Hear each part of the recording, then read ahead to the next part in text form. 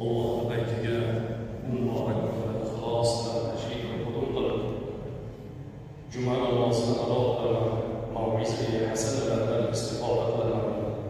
Ixlos bilan bosib kelgan har bir qadamlaringizga Alloh taolo niyat qilganlaringizdan ham ko'ra ziyoda ajrlarni o'zi nasib etsin. Bandamiz xato nuqsondan xoli emasmiz. Hafta mobaynida, ya'ni 2 juma orasida qilgan xato kamchiliklarimiz Parvardigor jumani barakoti bilan o'zi afv mag'firatiga bo'lsin. Muhtaram azizlar, bugungi juma mav'izamiz diling Allohda, qo'ling mehnatda bo'lsin degan mavzuga ekan. Ya'ni Naqshbandiya tariqatidagi mashhur so'z bor. Dil bayon dastlab. Ana shu mavzu haqida Alloh taolo inson zotini yer yuzida yaratib va banda bu hayotida qanday umr guzaronlik qilmoqligi uchun o'z davrida payg'ambarlarni yuborib, ularni qo'llariga dasturni berib,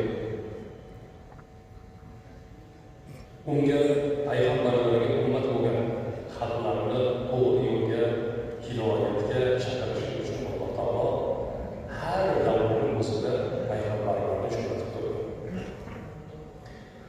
Qay bir davrda bo'lmasin inson Alloh buyurgan amr farmoniga itoat qilib, buyurgan buyruqlarni bajarib yursa, bu inson ikki dunyoda saodat qiladi.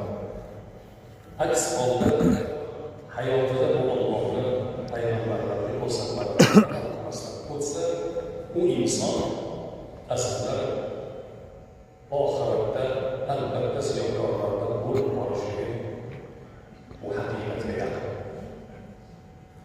Shuning uchun dunyo hayotimizni chiroyli suratda o'tkazishimizni Alloh ta'ala nasta'in billah va ma xalaqtul jinna wal insa illa liya'budun. Sadaqallohu alayhi.